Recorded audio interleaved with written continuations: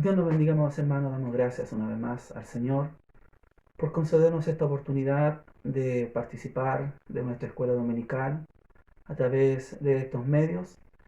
Así le ha placido al Señor y así nosotros lo hemos entendido y así lo hacemos. Les saludo en el nombre de nuestro Señor Jesucristo, deseándoles bendiciones de parte de Él, también a nuestros pastores. Les saludo y deseándoles bendiciones también de parte del Señor, como sin duda el Señor lo ha hecho hasta el día de hoy. Vamos a elevar una oración de gratitud primeramente, pero también vamos a elevar una oración para pedirle al Señor que Él dirija esta escuela dominical, que sea de beneficio para nuestras vidas y que a través de esto también lo glorifiquemos y exaltemos a nuestro Dios. Le invito a que inclinemos nuestros rostros y elevemos esta oración.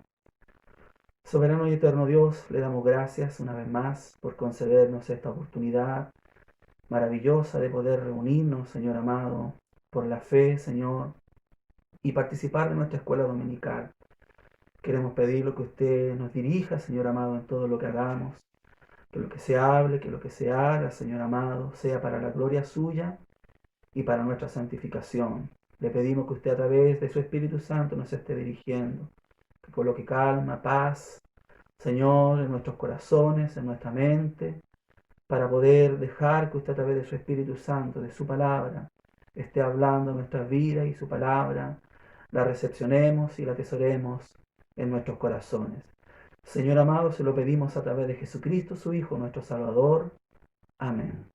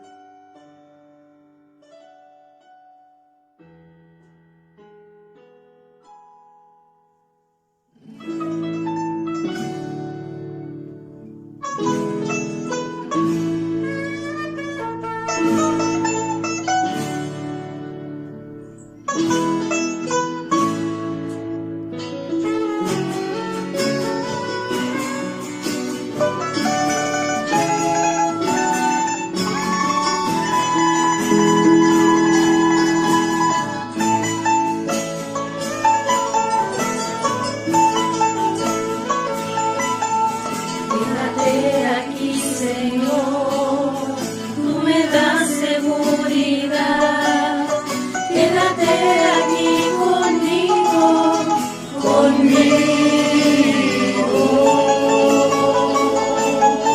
Yo te doy mi corazón, quiero amarte más y más. Quédate aquí conmigo, conmigo. Esta noche ya no habita a quien yo amo.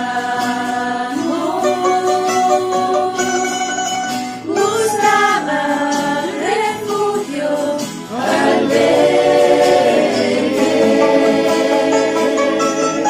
La tormenta está desierta, al frío afuera.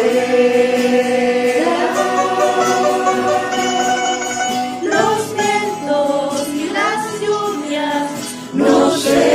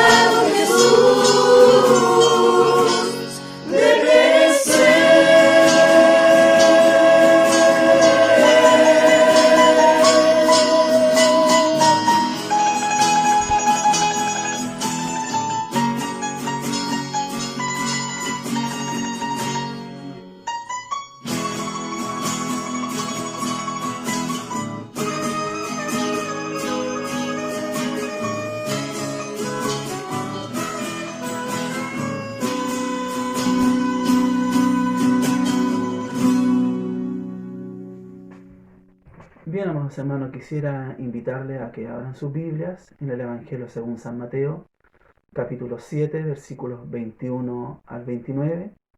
Tendremos la lectura de la palabra del Señor y posteriormente estaremos leyendo Primera de Corintios, capítulo 3, versículo 11. Ese es el texto central para esta escuela dominical. Estamos llegando ya al término de la enseñanza del Sermón del Monte, que comienza en el capítulo 5 y termina en el capítulo número 7. Así que estamos llegando a las últimas enseñanzas de nuestro Señor Jesucristo en este Evangelio. Entonces damos lectura a la palabra del Señor, comenzando del versículo 21 en adelante. Dice así: no todo el que me dice Señor, Señor, entrará en el reino de los cielos, sino el que hace la voluntad de mi Padre que está en los cielos. Muchos me dirán en aquel día: Señor, Señor, ¿no profetizamos en tu nombre y en tu nombre echamos fuera demonios y en tu nombre hicimos muchos milagros? Y entonces les declararé: nunca os conocí, apartados de mí, hacedores de maldad. Cualquiera pues que me oye estas palabras y las hace, le compararé a un hombre prudente que edificó su casa sobre la roca. Descendió lluvia y vinieron ríos y soplaron vientos y golpearon contra aquella casa y no cayó, porque estaba fundada sobre la roca. Pero cualquiera que me oyes estas palabras y no las hace, le compararé a un hombre insensato que edificó su casa sobre la arena, y descendió lluvia y vinieron ríos y soplaron vientos y dieron con ímpetu contra aquella casa, y cayó y fue grande su ruina. Y cuando terminó Jesús estas palabras, la gente se admiraba de su doctrina, porque les enseñaba como quien tiene autoridad y no como los escribas. Leemos en Primera de Corintios, capítulo 3, versículo 11. Dice así: porque nadie puede poner otro fundamento que el que está puesto, el cual es Jesucristo. Bien, amados hermanos, como les decía, estamos llegando al término ya de la enseñanza de nuestro Señor Jesucristo en el Sermón del Monte. El Sermón del Monte vendría a ser para nosotros los cristianos la Carta Magna, la Constitución que va a dirigir y regir nuestras vidas, por las cuales nosotros también debemos de conducirnos, así como en nuestro país tenemos una Constitución, una Carta Magna, y esa Carta Magna es la que nos dirige a nosotros, es la que nos hace conducirnos en esta nación, nos menciona los privilegios, los beneficios que tenemos también, las obligaciones y nuestros deberes que nosotros tenemos al vivir en esta nación llamada Chile. Así también en el reino de Dios tenemos lo mismo, que nos va a dirigir, nos va a regir, que va a encaminar nuestros pasos, nos habla de los beneficios que nosotros tenemos, pero también las obligaciones que nosotros también tenemos que tener dentro de este reino. Y para eso está la Constitución, para eso está la Carta Magna. Y el Sermón del Monte vendría a ser, para nosotros los cristianos, la Carta Magna, la Constitución por la cual nosotros debemos de dirigirnos mientras estemos caminando en este mundo, sin olvidarnos que somos peregrinos y extranjeros aquí en la tierra. Y necesitamos nosotros, para poder caminar, para poder vivir en este mundo, esta Constitución, esta Carta Magna que nuestro Señor Jesucristo nos dejara a nosotros, su pueblo, sus hijos. Dicho esto, amados hermanos, también tengo que decir que Jesucristo, ya en este versículo 21 y en los versículos anteriores, el tenor de su enseñanza va tomando una gravedad, si pudiéramos utilizar ese término, para referirse, para dejar su enseñanza, que ésta quede plasmada y que nosotros tengamos plena conciencia de lo que se nos está pidiendo y exigiendo a nosotros como hijos de Dios y cómo debemos de conducirnos en este mundo. Las exigencias de nuestro Señor Jesucristo son elevadas.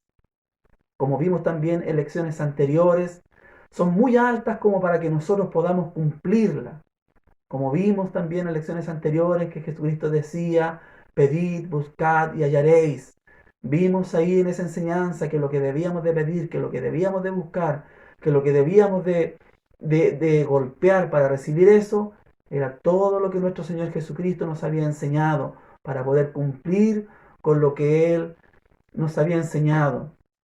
Entonces vemos acá que Jesucristo, en este tenor de enseñanza, de tener conciencia de lo que nos está pidiendo, entonces es más enfático en su enseñanza, en sus exigencias. Y Él nos dice ya en el versículo 21, no todo el que me dice, Señor, Señor. Él se coloca como primera persona, no todo al que le dice a Él, Señor, Señor. Vimos en las lecciones también anteriores que Jesucristo se presentó como la puerta de las ovejas. Él dice que angosta es la puerta y angosto es el camino que conduce a la vida eterna. Él es el camino, Él es la puerta que conduce a la vida eterna. Por lo tanto, Él aquí se presenta también que no todo aquel que le dice a Él, Señor, Señor, va a entrar al reino de los cielos, al reino del Padre. Entonces, encontramos aquí que Jesucristo nos coloca en una situación, podríamos decir, un tanto complicada para nosotros, porque nosotros somos los que le decimos, Señor, Señor, Señor. Nosotros somos los que le decimos a Él que Él es el curios de nuestra vida, que nosotros somos los siervos de Él, los esclavos de Él. Entonces Jesucristo aquí dice, no todo el que me dice, no todo el que le dice a Él, Señor, Señor, entrará al reino de los cielos. Tenemos ejemplos en el Antiguo Testamento de que el pueblo que decía ser el pueblo de Dios también tenía esta actitud de decirle al Señor que Él era su Dios, que Él era su Señor. Pero el Señor que conoce el corazón, que prueba el corazón del hombre, que sabe lo que hay en el corazón del hombre, Él sabe perfectamente cuándo estamos siendo sinceros, cuándo estamos siendo honestos, cuándo estamos diciendo de corazón, Señor, Señor, o cuándo estamos fingiendo solamente. Vemos, por ejemplo, en el libro del profeta Isaías, en el capítulo número 29, en el versículo 13, esta amonestación que Isaías hace al pueblo de parte del Señor. Viene esta amonestación y Él les dice pues el Señor, porque este pueblo se acerca a mí con su boca y con sus labios me honran, pero su corazón está lejos de mí y su temor de mí no es más que un mandamiento de hombres que les ha sido enseñado.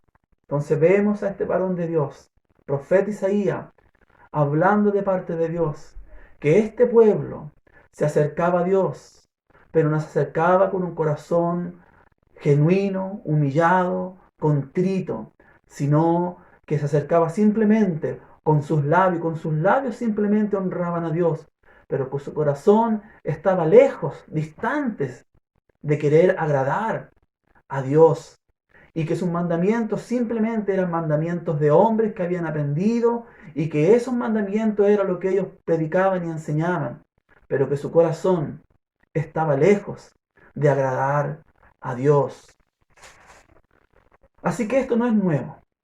Esto de querer pretender ser un hijo de Dios, el querer pretender, querer ser un siervo de Él, no es nuevo. Entonces Dios nos ayuda a nosotros para que nosotros seamos sinceros, seamos honestos. Vengamos con un corazón sincero delante del Señor, porque Él conoce nuestro corazón y a Él no le podemos engañar. Entonces, no todo el que le dice al Señor, Señor, Señor, entrará en el reino de los cielos. Entonces, vemos también, encontramos en el Nuevo Testamento, en la carta del apóstol Juan, en su primera carta, en el capítulo número 2, en el versículo número 3, ¿cómo se identifica el hombre que es genuino en el servicio al Señor? ¿Cómo se identifica el hombre que verdaderamente es un siervo de Él? Que Él ha hecho a su Señor el Señor verdaderamente de su vida.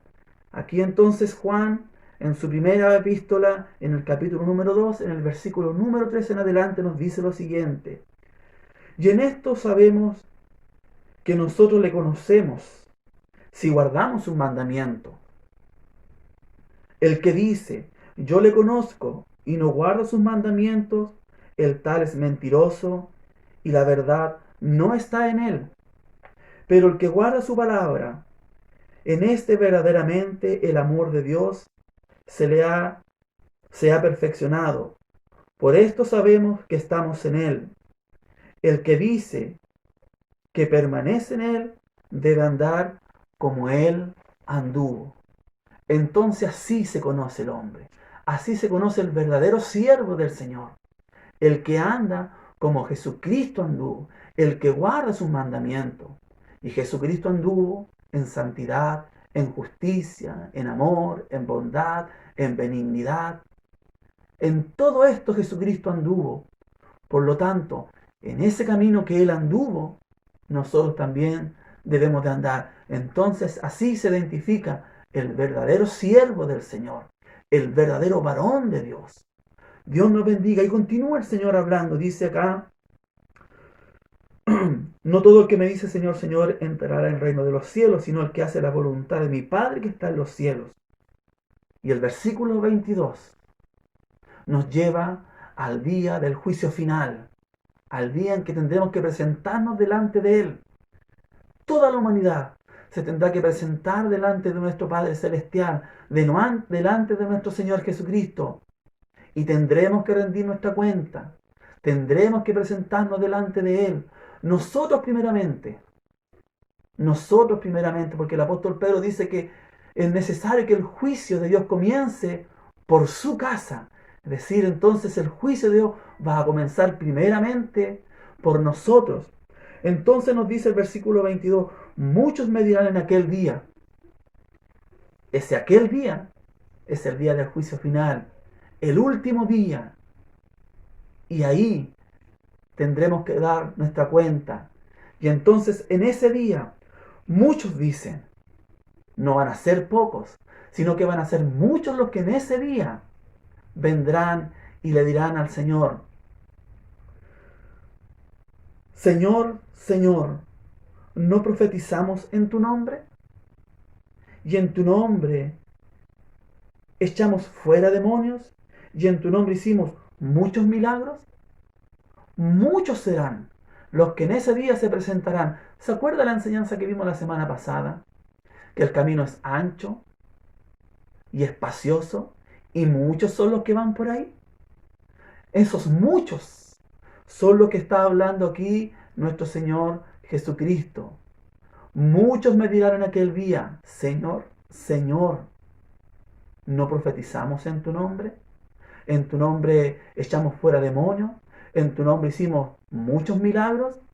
Se fija entonces que hay cuatro formas o cuatro argumentos que el hombre va a presentar en aquel día. Primero le va a decir, Señor, Señor.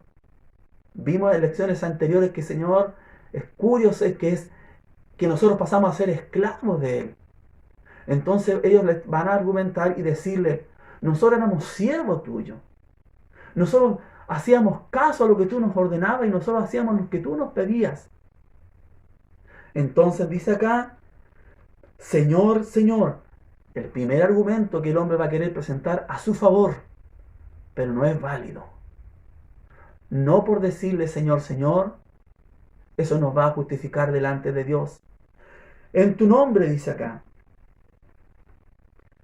¿no profetizamos en tu nombre? Y en tu nombre echamos fuera demonios, y en tu nombre hicimos muchos milagros. ¿Se fija el argumento que están presentando? Es todo lo que ellos hicieron, no lo que Dios les pidió. Ellos no presentaron el argumento, Señor, nosotros somos nuevas criaturas. Nosotros experimentamos nuevo nacimiento. Nosotros pasamos de muerte a vida. Nosotros por naturaleza éramos hijos de ira, pero ahora somos tus hijos. No es ese el argumento que ellos presentan. El argumento que ellos presentan es todo lo que ellos hicieron. No lo que Dios les pidió. no lo que Dios hizo en sus vidas. No es ese el argumento que ellos presentan. Entonces ellos le dicen al Señor, Señor, Señor, el segundo argumento, ¿no profetizamos en tu nombre? Este es el segundo argumento que se va a presentar en ese día. En tu nombre. ¿No profetizamos en tu nombre? Pero esto también lo encontramos en la Biblia. En el Antiguo Testamento encontramos a un profeta llamado Balaam, que también profetizaba de parte de Dios. Dios hablaba a través de él. Pero ¿cuál era la motivación de este hombre? No era glorificar a Dios, no era obedecer a Dios, sino que la motivación que este profeta tenía era el enriquecimiento, eran los bienes económicos, era el dinero, era la posición que lo movía a este hombre a profetizar, y Dios usaba a este hombre. También encontramos en el Nuevo Testamento una enseñanza con respecto de esto. Por ejemplo, encontramos al sumo sacerdote Caifás, que también profetizó respecto de esto. Por ejemplo, encontramos en San Juan capítulo 11, San Juan capítulo 11, encontramos ahí también versículos 49 en adelante, se habla y aparece aquí este sumo sacerdote llamado Caifás. Fíjese lo que sucede. Entonces Caifás, uno de ellos, sumo sacerdote aquel año, les dijo, vosotros no sabéis nada, ni pensáis que nos conviene que un hombre muera por el pueblo, y no que toda la nación perezca.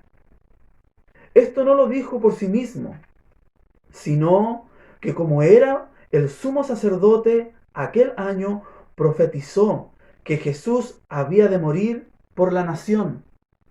Se fija que está profetizando en lo que así la Biblia nos dice que este sumo sacerdote profetizó. Pero fíjese lo que profetizó, la muerte de nuestro Señor Jesucristo. Y agrega, esto no lo dijo por sí mismo, sino que como era el sumo sacerdote aquel año, profetizó que Jesús había de morir por la nación. Y no solamente por la nación, sino también para congregar en uno a los hijos de Dios que estaban dispersos. Así que versículo 53 dice, así que desde aquel día acordaron matarle. Mire la intención pervertida, malévola, diabólica que este sumo sacerdote tenía. Quería matar a Jesucristo y profetizó. Dios usó a este hombre que era el sumo sacerdote en aquel año. Y esto fue lo que el hombre dijo. Había que matar a Jesucristo. Encontramos también en el Evangelio según San Mateo, versículo 26,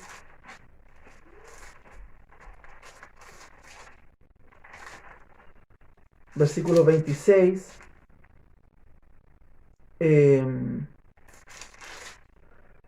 aparece nuevamente este hombre ahí. En el versículo número 1 en adelante dice lo siguiente: cuando hubo acabado Jesús todas estas palabras, dijo a sus discípulos, sabéis que dentro de 2 días se celebrará la Pascua, y el Hijo del Hombre será entregado para ser crucificado. Entonces los principales sacerdotes, los escribas y los ancianos del pueblo se reunieron en el patio del sumo sacerdote llamado Caifás y tuvieron consejo para prender con engaño a Jesús y matarle. Este es el mismo que profetizó y que ahora estaba reunido con los demás hombres, con los demás líderes, para prender a Jesucristo y darle muerte. Si avanzamos un poco y llegamos al versículo 66 de este mismo capítulo, encontramos nuevamente a este hombre, a este sumo sacerdote. Dice, más Jesús callaba. Entonces el sumo sacerdote le dijo, te conjuro por el Dios viviente, que nos diga si eres tú el Cristo, el Hijo de Dios. Jesús le dijo, tú lo has dicho, y además os digo, desde ahora veréis al Hijo del Hombre sentado a la diestra del poder de Dios y viniendo en las nubes del cielo. Entonces el sumo sacerdote rasgó sus vestiduras, diciendo: ha blasfemado. ¿Qué más necesidad tenemos de testigo? He aquí, he aquí, ahora mismo habéis oído su blasfemia. Entonces, este sumo sacerdote que profetizó, ahora está tratando a Jesucristo, al autor de la vida, a Dios mismo. Entre ellos lo trata como un blasfemo. Y ahora entonces lo pueden sentenciar a muerte. Ya no había nada más que hacer. Ya no había nada más que hacer. Eso era lo que ellos querían. Eso fue lo que ellos consiguieron. Darle muerte a nuestro Señor Jesucristo. Entonces vemos que no por profetizar, no por hablar de parte de Dios, nosotros somos hijos de Él. Dios nos ayude para que tengamos cuidado con esto. Entonces, si volvemos nuevamente al texto que estamos leyendo, nos dice lo siguiente: Señor, Señor, ¿no profetizamos en tu nombre? El tercer argumento: ¿y en tu nombre echamos fuera demonios? Dios nos bendiga, Dios nos ayude. No es poca cosa echar fuera demonios. Pero aquí encontramos que estos hombres argumentan también que echaron fuera demonios. Por ejemplo, encontramos otro ejemplo más también en la Biblia, en, déjeme acordarme, tengo anotado por ahí algunas citas. En Lucas capítulo 9, Lucas capítulo número 9, encontramos a Jesucristo preparando a sus discípulos, comisionándolos Él, llamándolos Él, pero también comisionándolos Él, y Él dándole autoridad a sus discípulos. Vemos, por ejemplo, en Lucas capítulo 9, versículos 1 en adelante, dice: habiendo reunido a los 12 discípulos, les dio poder y autoridad sobre los demonios y para sanar enfermedades. Esta autoridad se la dio Jesucristo a todos sus discípulos, a los 12 que Él había llamado. Aquí los dice: habiendo reunido a los 12 discípulos, les dio poder y autoridad sobre todos los demonios y para sanar enfermedades, y los envió a predicar el reino de Dios y a sanar a los enfermos. Nos saltamos al versículo 6. Y saliendo, pasaban por todas las aldeas, anunciando el evangelio y sanando por todas partes. Vemos aquí que Jesucristo dio autoridad a los 12 discípulos que Él había escogido para echar demonios, para sanar enfermedades, y así hicieron. Según lo que dice el versículo 6, y saliendo pasaban por todas las aldeas, anunciando el evangelio y sanando por todas partes. ¿Y quién estaba aquí también incluido? ¿No estaba incluido también Judas Iscariote, el que posteriormente le iba a entregar? Si vamos, por ejemplo, a San Juan 13, en este mismo capítulo, perdón, en este mismo libro, San Juan 13, versículo 10, nos dice lo siguiente. Perdón, está más adelante. San Juan 13,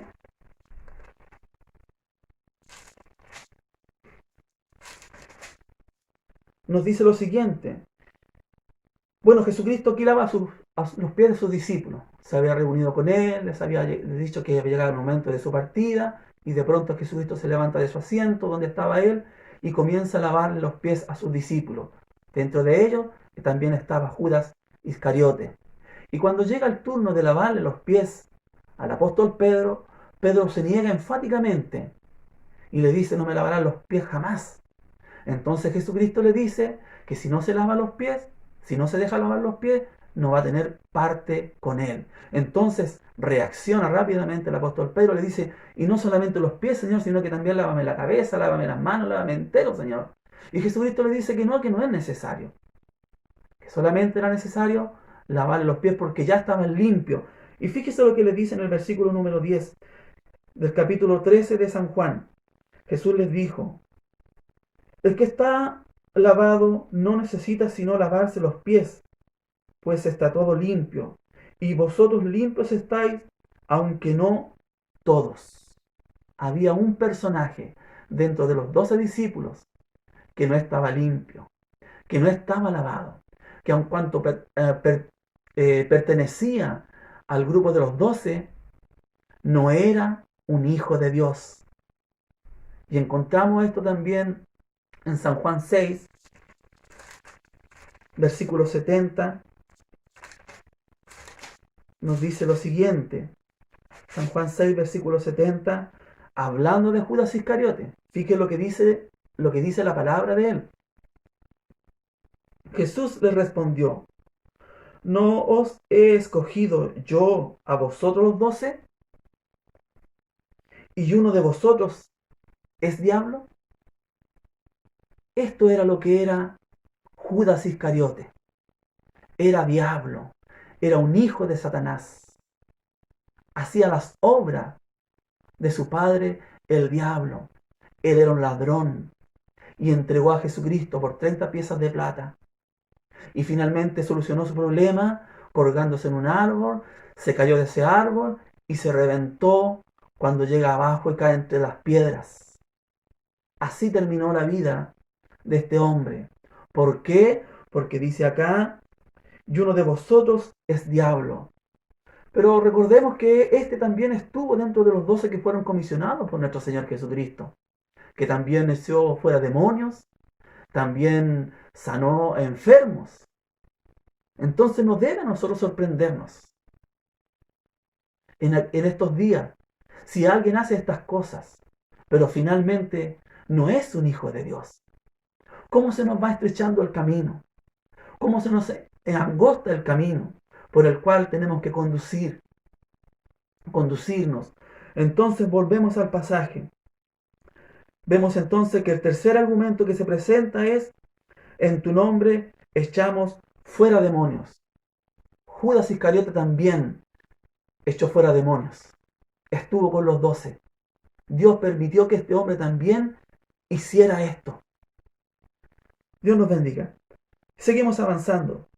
Y dice: y en tu nombre hicimos muchos milagros. Otro argumento más. El cuarto argumento. En tu nombre hicimos muchos milagros. Por estos días también lo vemos. Se hablan de milagros por allá, milagros por acá, que cae oro, que, en fin, tantas cosas que vemos nosotros y que se escuchan por ahí. Que esto no es nuevo. El apóstol Pablo, en su segunda epístola a los tesalonicenses, quisiera invitarle en segunda Tesalonicenses, capítulo 8, versículo 9, nos dice lo siguiente: y entonces se manifestará aquel inicuo, a quien el Señor matará con el espíritu de su boca, y destruirá con el resplandor de su venida, inicuo, cuyo advenimiento es por obra de Satanás, con gran poder y señales y prodigios mentirosos, y con todo engaño de iniquidad para los que se pierden, por cuanto no recibieron el amor de la verdad para ser salvos. Por esto Dios les envía un poder engañoso, para que crean la mentira, a fin de que sean condenados todos los que no creyeron en la verdad, sino que se complacieron en la injusticia. Así que Dios permite que estos hombres tengan un poder engañoso. Y esto es el cuarto argumento que van a presentar estos hombres en el día en que se tengan que presentar delante del trono de Dios. Dios nos bendiga, amados hermanos. Dios nos ayude para que nosotros no tengamos ningún argumento que presentar delante del Señor, sino simplemente que nos presentemos humillados delante de Él y que de Él recibamos la bienaventuranza. En lo poco hemos sido fiel, en lo mucho Él nos va a poner. Que esa sea la expresión que nosotros escuchemos de sus labios en aquel día y no su reprobación. Dios nos bendiga y Dios nos ayude. Y nos sigue diciendo acá: entonces les declararé, nunca os conocí, apartados de mí, hacedores de maldad. Qué terrible expresión. va a ser escuchar ese día si no estamos a cuenta con el Señor. Nunca os conocí. Aquí nosotros en la tierra no podemos jactar y decir que conocemos a Dios. Yo conozco al Señor. Yo conozco a mi Dios. Yo sé quién es Él. Eso lo podemos decir aquí ahora en la tierra. Pero en aquel día no va a ser esa la expresión que nosotros vamos a poder decirle al Señor, sino que la expresión que vamos a escuchar de Él, si no estamos a cuenta con Él, nunca os conocí. Esa va a ser la prueba definitiva. No va a ser yo le conozco a Él, sino que la prueba definitiva, la prueba última que se va a dar es si Él nos conoció a nosotros. No que nosotros le hayamos conocido a Él, porque Él dice acá, nunca os conocí. Nosotros aquí podemos decir, yo le conozco a Él, pero en el juicio final, la prueba final que tendremos que dar es si Él nos conoció a nosotros. Dios nos bendiga, Dios nos ayude, Dios tenga misericordia de nuestras vidas. Si no hemos andado, si no andamos como Él quiere que andemos, humillados delante de Él, como verdaderos siervos de Él. Y agrega el versículo 24 en adelante, dice, cualquiera pues que me oye estas palabras y las hace, le compararé a un hombre prudente que edificó su casa sobre la roca. Descendió lluvia y vinieron ríos y soplaron vientos y golpearon contra aquella casa y no cayó porque estaba fundada sobre la roca. Pero cualquiera que me oye estas palabras y no las hace, le compararé a un hombre insensato que edificó su casa sobre la arena. Y descendió lluvia y vinieron ríos y soplaron vientos y dieron con ímpetu contra aquella casa y cayó y fue grande su ruina. De todo lo que el Señor nos ha enseñado, de todo lo que hemos oído, de todo lo que hemos leído, de todo lo que el Señor nos ha impartido, ¿cuánto ha quedado en nuestra vida de todo esto? ¿Cuánto de esto ha sido fundamento para nuestras vidas? Va a llegar el día, amados hermanos, que vamos a ser probados. Y ahí se va a probar dónde edificamos la casa, dónde pusimos nuestra construcción, en la roca, que es Cristo nuestro Señor, el fundamento sólido, estable, permanente, inamovible, o edificamos en lo que nosotros queríamos, en lo que a nosotros se nos acomodaba, en lo que a nosotros nos gustaba, que a lo que a nosotros nos agradaba. ¿Dónde pusimos el fundamento? ¿O dónde estaba nuestro fundamento? ¿En el mundo? ¿En las cosas que perecen? ¿En las cosas que no son eternas? ¿O pusimos nuestra edificación, nuestra construcción, la pusimos en la roca? Dios nos bendiga, amados hermanos. Dios nos ayude. A esta conclusión llega el Señor. A dos hombres solamente. A uno prudente, que miró dónde iba a construir, o al insensato, que simplemente construyó su casa donde se le acomodó, a donde le era más fácil.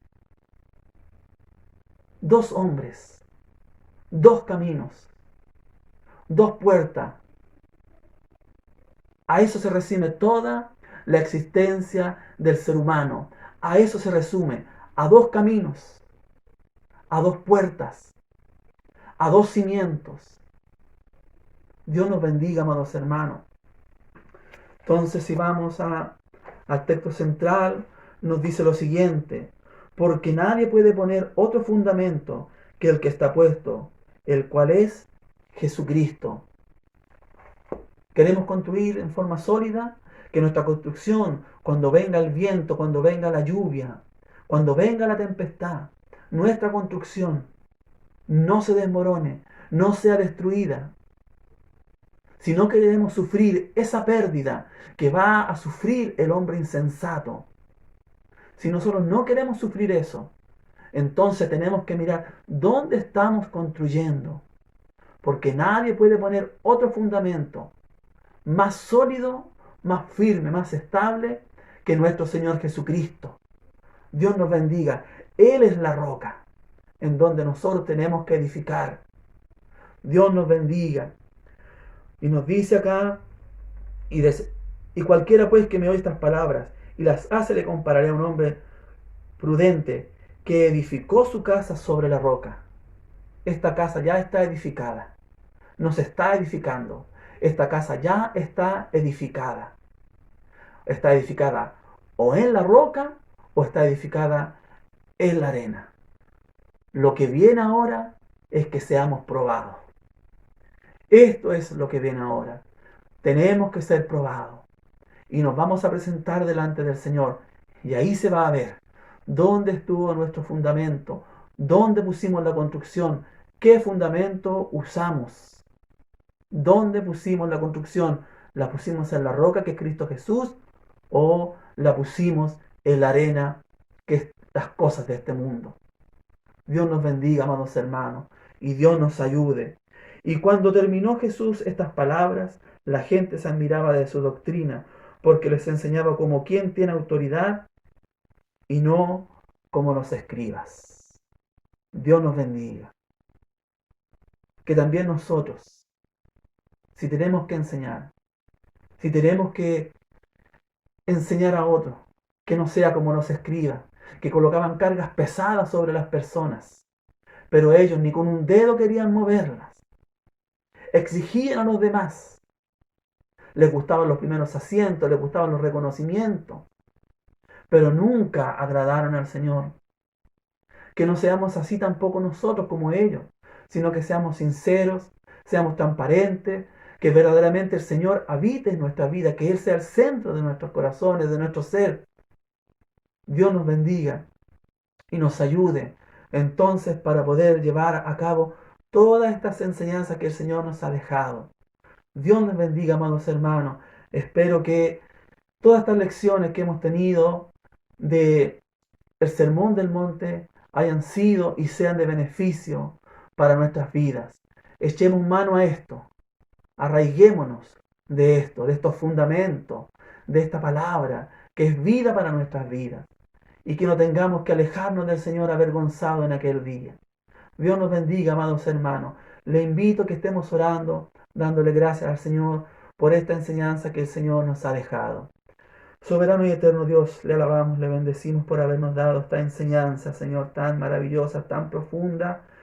Señor, que sin duda creo que no he podido llegar a la profundidad de ella, pero lo que usted nos ha enseñado, que sea de beneficio para nuestras vidas. Bendiga a mis hermanos que fielmente han estado participando de esta escuela dominical.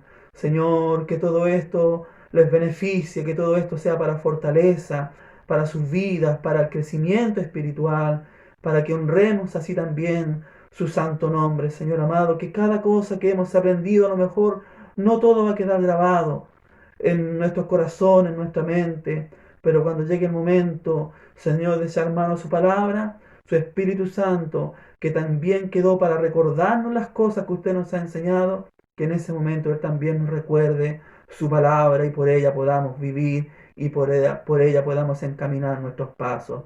Señor amado, humildemente le rogamos y le pedimos todo esto. Amén.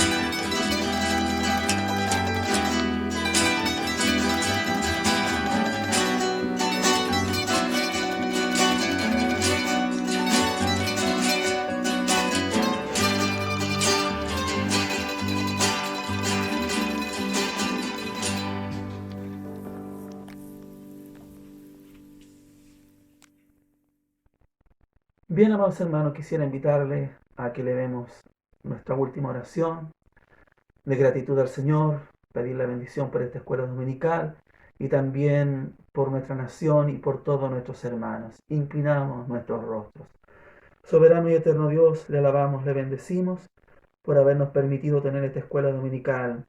Le pido encarecidamente por todos mis hermanos, Señor, por aquellos que están de luto, Señor amado, por aquellos que están dolidos por todo lo que estamos viviendo, Señor amado, por aquellos que están angustiados, Señor amado, por aquellos que están en depresión, Señor, por aquellos que están sin trabajo, por aquellos que están carentes a lo mejor de alimento, de sustento, de la compañía de alguien, Señor amado.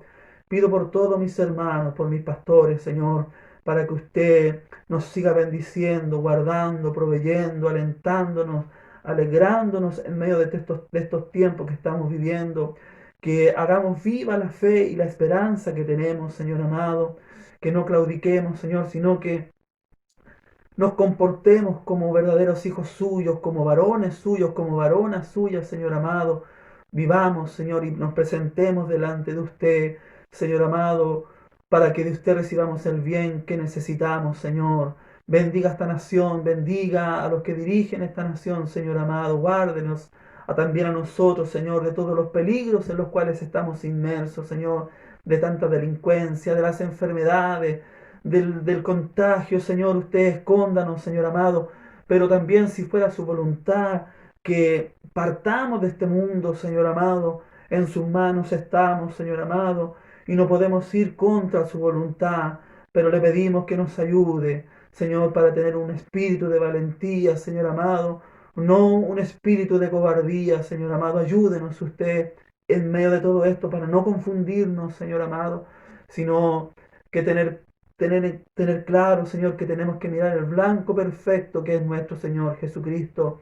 Gracias, Padre, por la enseñanza que hemos tenido. Señor, le pedimos la bendición también para esta escuela dominical. Se lo pedimos y se lo rogamos humildemente a través de Jesucristo, su Hijo, nuestro Salvador. Amén y amén. Le invito a que le demos las glorias a nuestro Dios. Gloria a Dios, gloria a Dios, gloria a Dios para siempre. Dios les bendiga, amados hermanos.